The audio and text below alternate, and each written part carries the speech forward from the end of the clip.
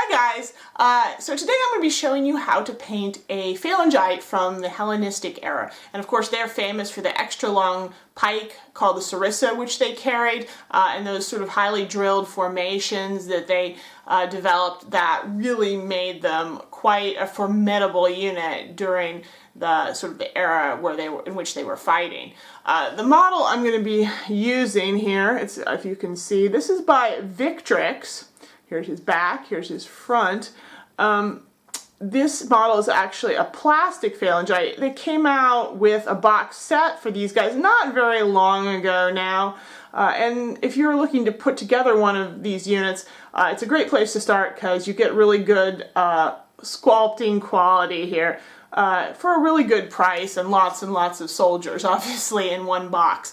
The other thing I really like about these plastic units is the sarissa itself. If you've had very much experience with phalangites before this, you'll know that you usually had to use a metal spear, and those were always kind of bad. Either you have a cast metal spear, which is always kind of too fat and out of proportion and often fragile, breaks easily, or you've got a sort of just a spear that's made out of a thin metal rod, like steel or brass, that's been sharpened on the end. And those are in scale and they're pretty durable, but the problem with them is I can't tell you how many times I have seriously injured myself by like sticking the sharp ends of those things into my hand when I was trying to move or deal with my units. And just ending up a bloody mess. It's like, you know, being a porcupine, basically. Those things are really dangerous. So the plastic spear is a huge improvement in my book. It's pretty durable, it's in good scale, and it's also way better detail than most of the metal spears. You know, you have a really nicely sculpted point, a socket where the two pieces fit together, and a really good looking butt spike, which is actually something that a lot of the metal spears just omit completely, but is a really important part of an authentic looking sarissa. So I'm really happy with that element of these models in particular. Now these guys were used throughout the Hellenistic period by a whole bunch of different armies, so I'm going to be keeping my paint job fairly generic. Obviously when I do the shield, I'm going to have to come up with some sort of heraldry that maybe makes it a little more specific, but in general, I'm going to try to go for a nice sort of warm palette here that should work and be useful no matter what kind of army you are planning to put together. So as usual, I'm starting off here with all the paints you're going to need for this model. Because there's more skin exposed in this particular figure and he's otherwise relatively simple, I also decided to show you how I painted the skin in this case, so the colors for that are also included here as well. So my first step here for painting the skin is going to be to apply a base coat of the Vallejo beige brown to all of the areas that are showing.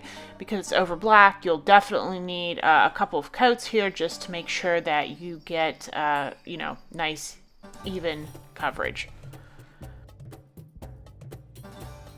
Then once the base coat is dried, you want to go in with some Citadel Reichland Flesh Shade Wash and apply a nice heavy layer of that. Just make sure you don't get any pooling on the smooth surfaces. You really only want this to kind of go down in the recesses.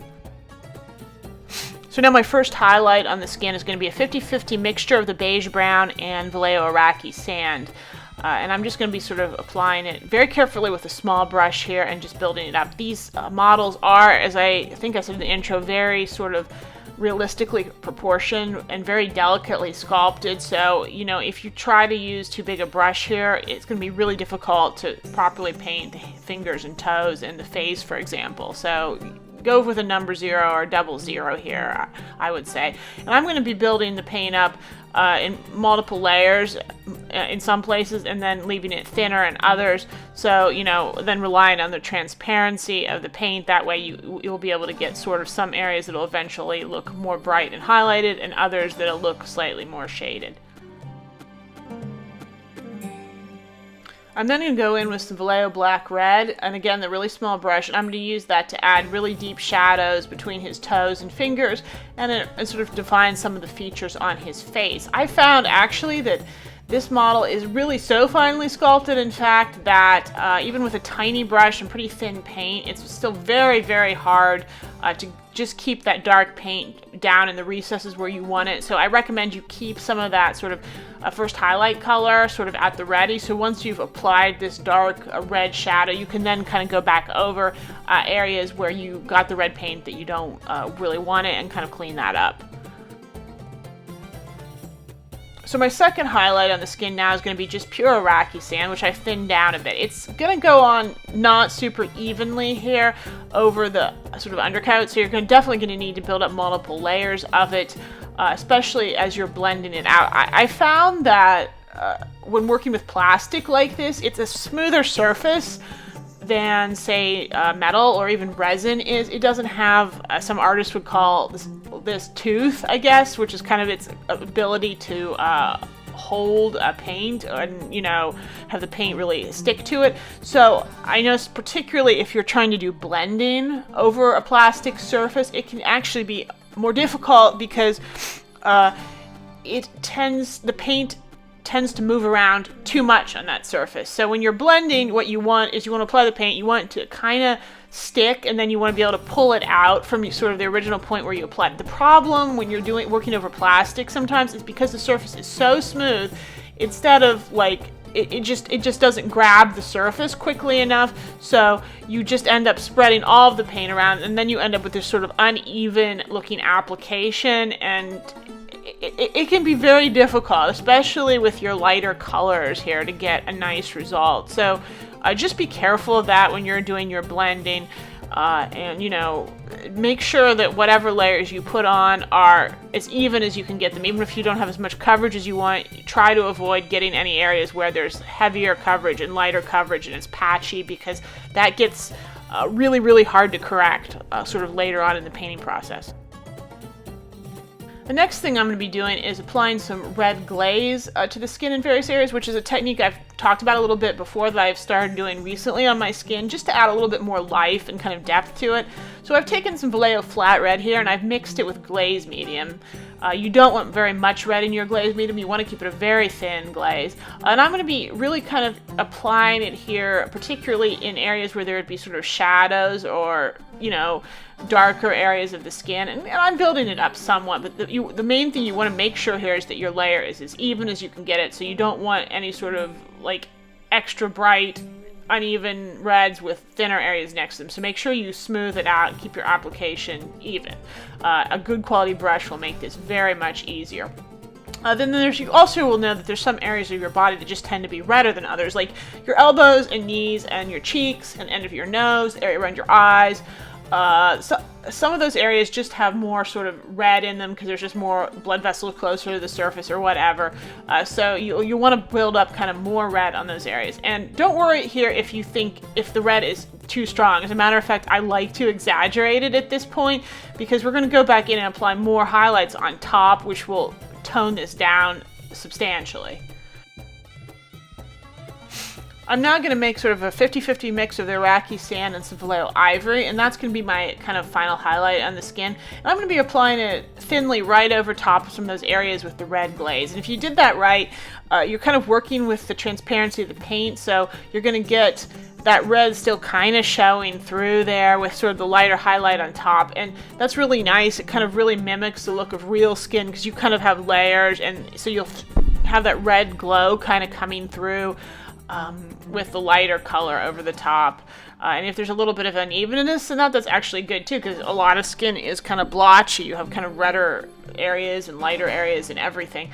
So I'm going to continue just building up this lightest highlight on areas where, you know, I think it should be like fingers and toes, really accentuating all the main sort of areas of the face, the tops of the arms, and any sort of like well-defined musculature, that kind of thing. Just, you know, just build it up as much as you want. And you can certainly also add in some extra light layers too later. So if you want to, you know, just go back in and add even more ivory to this color to get a really light color, that can be really nice, like to put on the figure's nose or chin, or maybe even a little bit on their knees or their knuckles, places like that where you just want an extra light pop of color.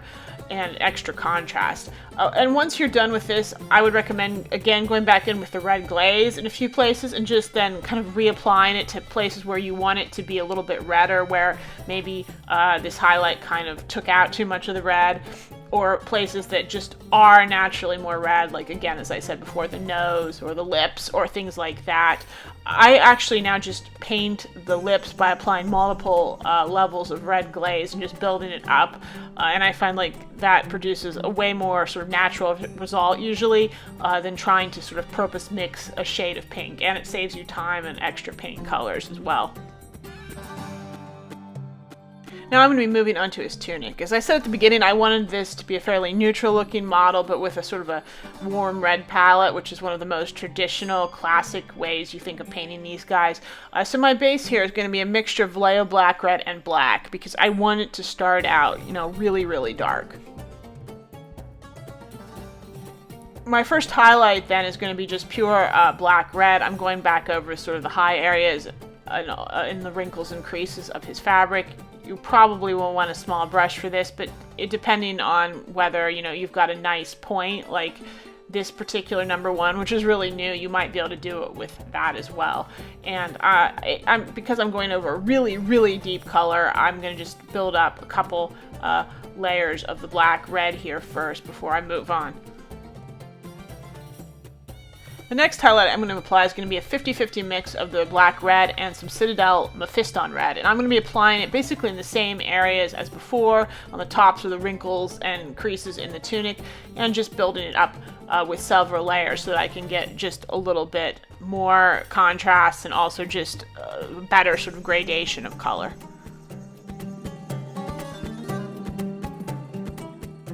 I'm then going to follow that up with a layer of just pure Mephiston red, which I've thinned a bit because it is considered a base color, so it's a little bit thicker. So yeah, you need to thin it if you want it to flow well and not coat just a little bit too well.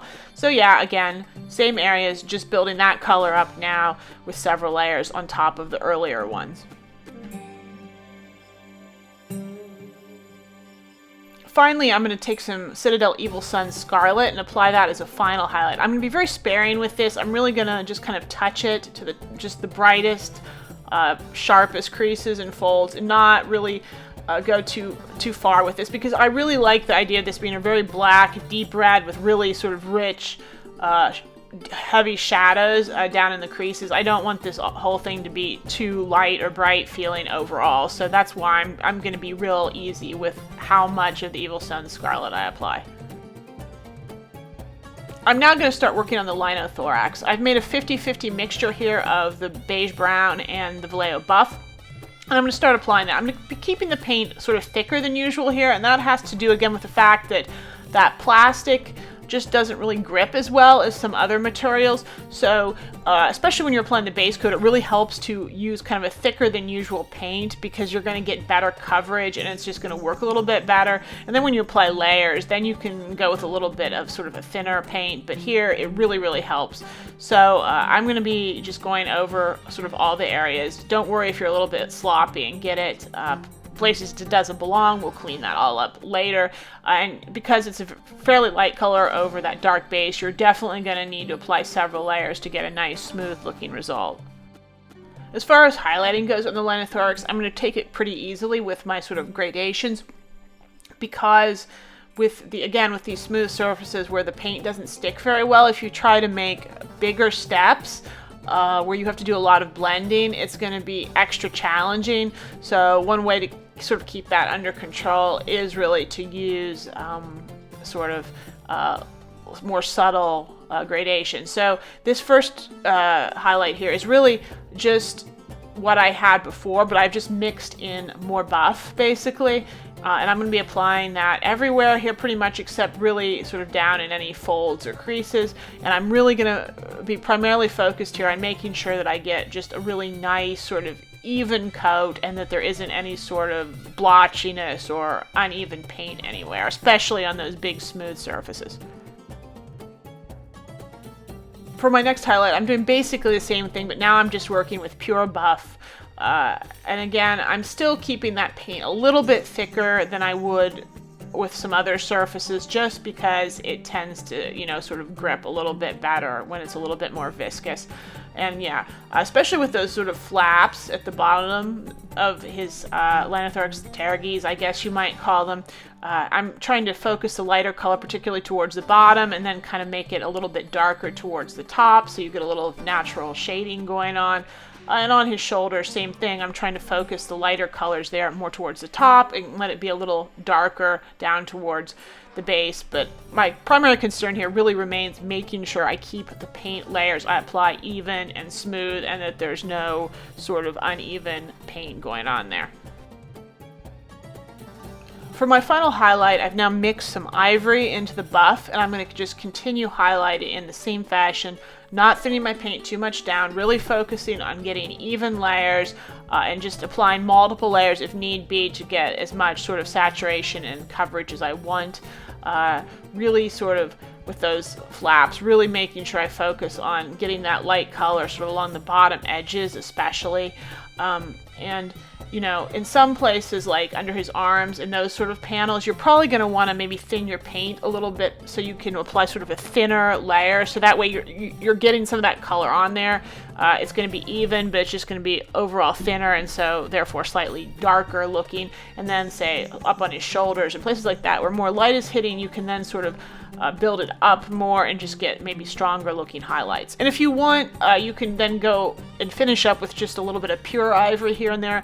I mean, these Lanthoraxes came in a lot of varieties. You can go for a more gray look with, or maybe a more warm look, and you can go for a lighter sort of linen or a darker linen. I'm personally here obviously going for a sort of a darker sort of linen look, but I've painted these before where I've highlighted them almost up to pure white. So how bright you want, that's really going to be up to you. And, you know, within a unit, you might even want to sort of change that up so that you get a little bit more variation between soldiers.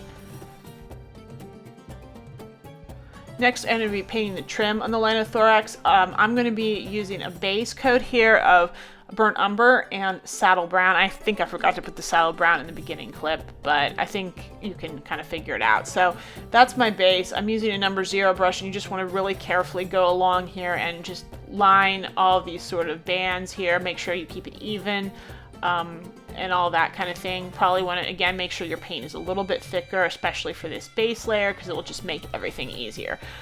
Once that is applied, I'm then going to go back in and apply a first highlight of just kind of pure saddle brown over top. I'm then going to redden up the trim a little bit by applying another highlight that's going to be a mix of the saddle brown and the Citadel Mephiston red. Just, you don't really have to do any blending here. You're just really kind of just going back over it. And the only thing that really will control how the color looks will be how many layers you apply in certain areas so that you get a more or less kind of saturated red look. So yeah, I'm just going over that there. And you can kind of choose how bright you want this to be. I actually also ended up then, after this, I went in again with a little bit of Evil Sun Scarlet, and I applied it too here and there just because I felt like there wasn't maybe quite enough contrast or variance of color going on in the sort of the Lanthorax trim, but that's really just going to be up to you. Next, I'm going to be painting the wood area, so that's kind of like the inside of his shield insofar as you can reach it, and also the shaft of his sarissa. I'm just going to be using burnt umber for this, and again, keeping my paint really nice and thick for the base coat so that I get real good coverage. In order to highlight the wood, I'm first going to start with a mixture of 50-50 saddle brown and the burnt umber, so I'm going for a redwood look here, and I'm just going to be kind of going over, in the case of the shaft, pretty much the whole area, except maybe the sort of very inside towards his legs, because that's a little bit more shadowed.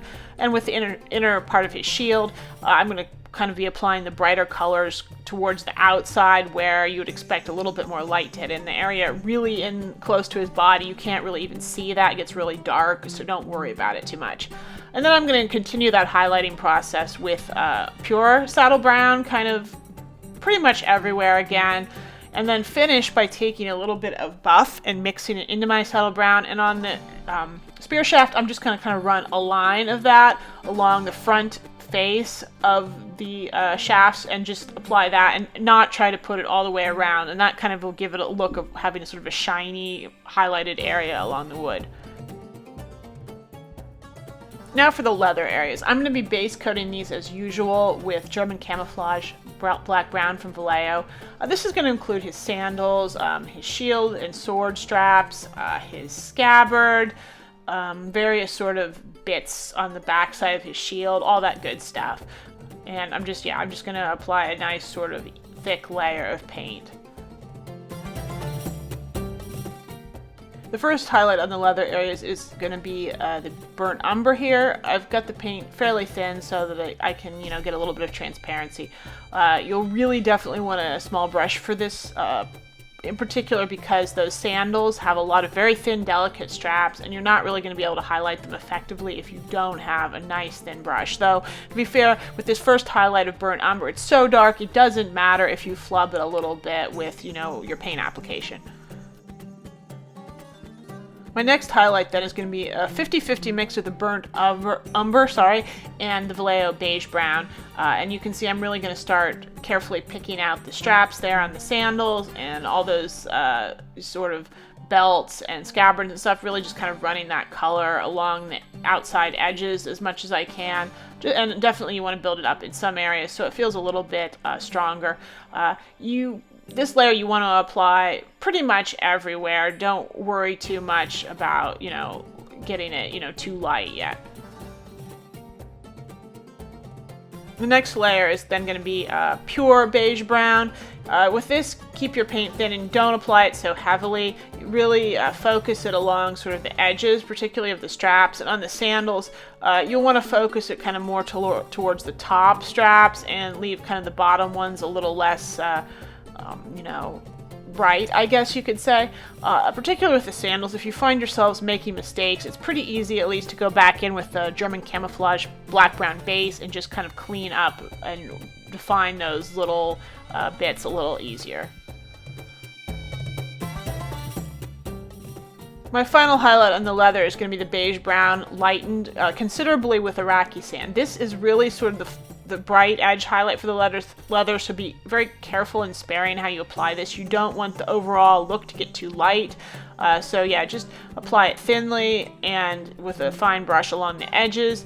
And with your, sandal straps, you can afford to highlight it a little bit further just because you really want a lot of definition there. But be careful not to put too much of it over too many of the straps because you still want to keep some variance in the brown color there and still have some areas that look darker and some areas that look lighter.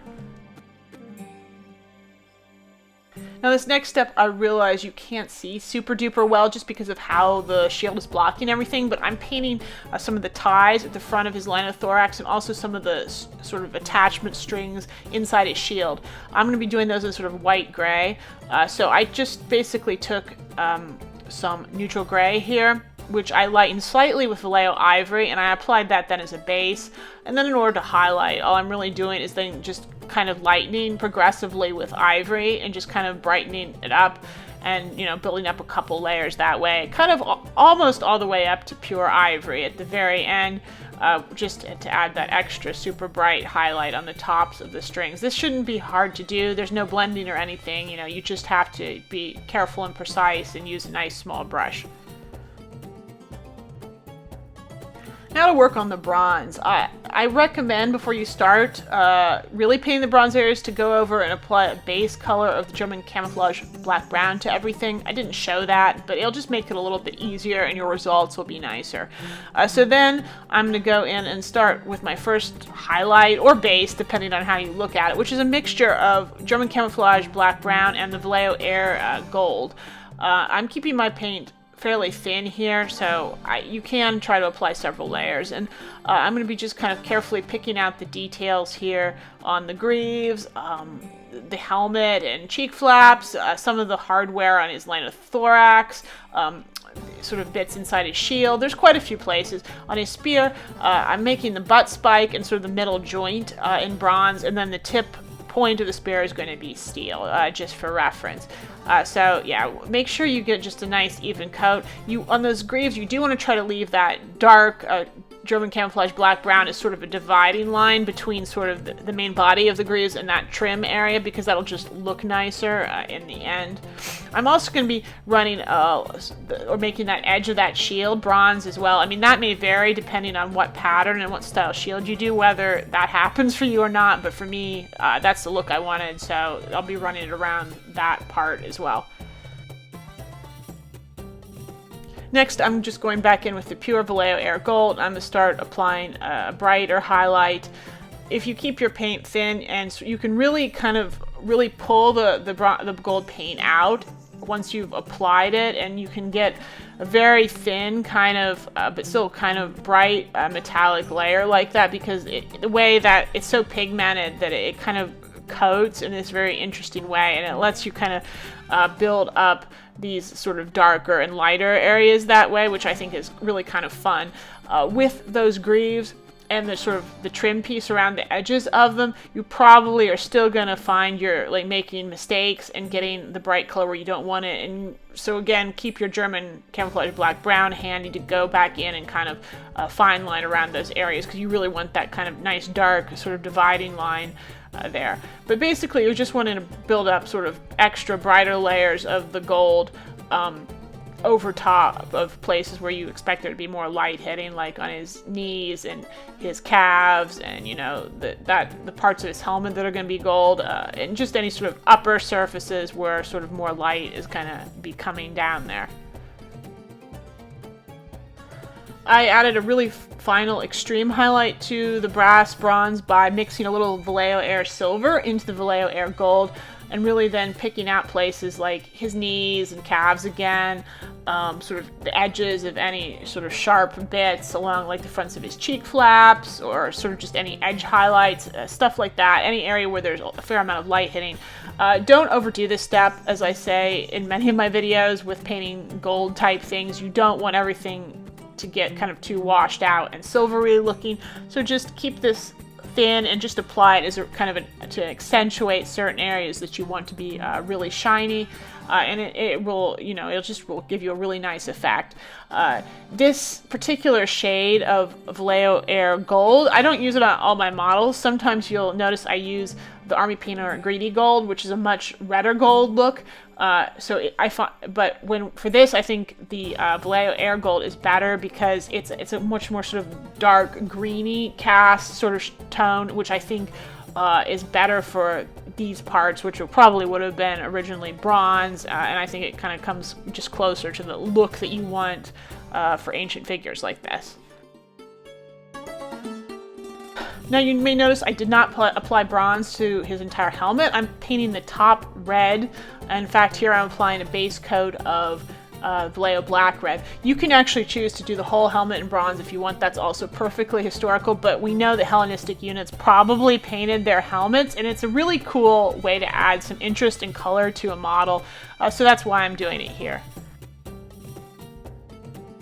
I then continued to highlight the red helmet by taking first some, again, of the Citadel Mephiston red and just kind of building it up. I start my application towards the top of the helmet and kind of pull it downward so it looks darker towards the base. And I'm just going to build up progressive layers here, so you know you get a brighter red towards the top and let it be darker to the bottom. And then after that layers on, I did the same thing basically again then with the Citadel Evil Sun Scarlet, sort of building it up at the top and pulling it downward and just kind of trying to get a stronger, more concentrated red towards the top and a little bit darker kind of look towards the bottom. Now I'm going to be just doing the spear tip real quick. I went ahead here and just took some black, and then I mixed in a bit of Vallejo Air Silver for a base, and then highlighting it up was just real simple. I just kind of made a slightly lighter color by adding in more of the silver and kind of just applied that as a bit of a highlight, and then finished with almost pure silver just as an edge highlight to define sort of some flanges and the very sort of sharp edges of the spear point.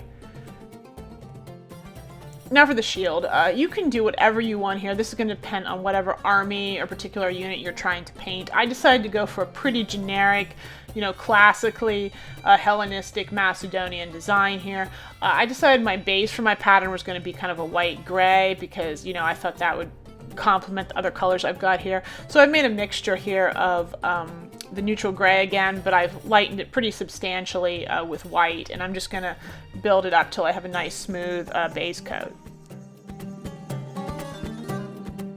So then in order to highlight the white on the shield, all I'm going to do is just start kind of adding in progressively increasing amounts of white to my base color, and I'm going to be just applying that over the shield. I'm going to be starting always at the top and sort of then just feathering downwards and just keep building it up and, you know, going lighter and lighter so that you are going to in that way achieve a gradient effect where hopefully you'll have a kind of a lighter gray or white more towards the top, and it's going to be ever so slightly darker or more gray towards the bottom, because that's always a nice way to just achieve a little bit more interest and variation on an otherwise smooth surface.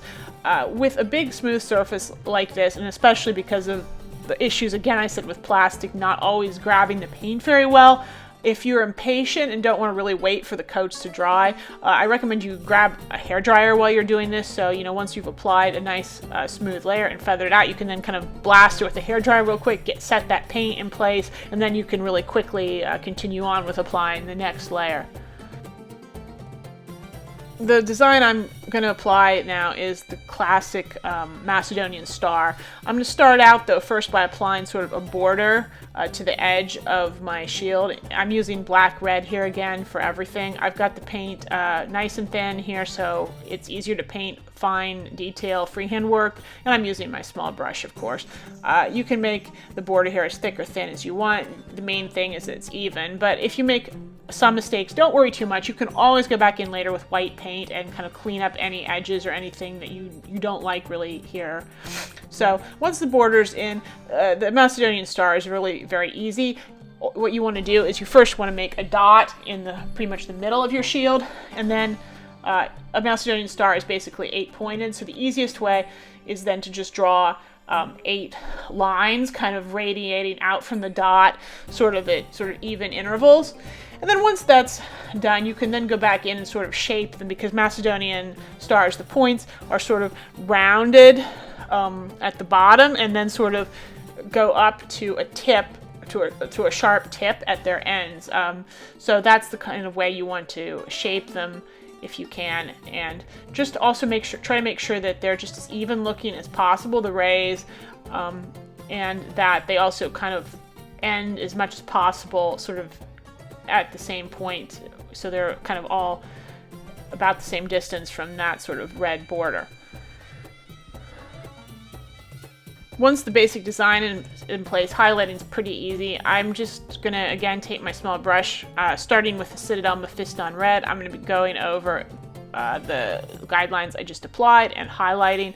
Again, I'm going to be applying the red more towards the top of the design and letting things stay a little bit darker and less highlighted more towards the bottom. So I do apply a little bit of this color everywhere, but then I go ahead and apply more heavier, thicker layers towards the top of the design and don't apply so many along the bottom. And then I finish up by doing exactly the same thing, but now with the Evil Sun Scarlet from Citadel. And so, of course, that means you want to go even less far down the design because this is an even brighter color. And once this is finished, you probably will have made some mistakes or some unevenness when you were applying your red. So then you want to go back in with some white, and I recommend you keep that white pretty thick and undiluted so that it's got good coverage. And then you can kind of go along and kind of smooth and tidy up that border, and also sort of any of those star points that might not really be quite the shape you want, or where there's any little blobs coming off. Okay, so here is the finished sort of Hellenistic era phalangite with, you know, a very sort of classical red and kind of cream palette. This is almost the color combination, if you think of sort of Hellenistic soldiers, that you're probably going to envision.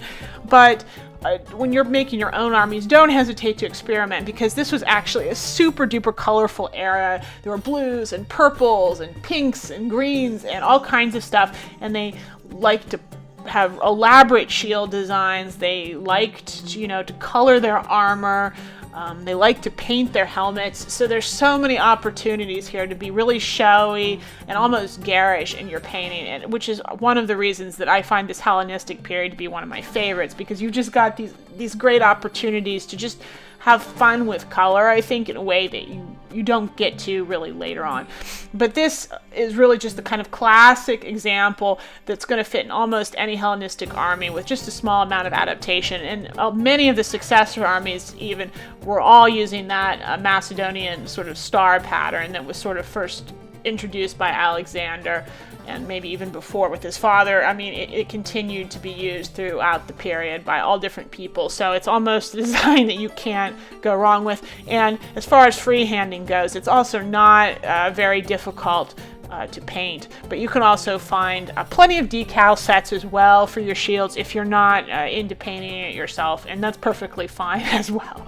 So I hope you enjoyed this video. Of course, if you did, do like it, share it, leave me comments, of course, with what you thought. I do appreciate that. And don't forget to subscribe to my channel if you haven't gotten a chance to do so already. So that's all for now, and I will see you next time.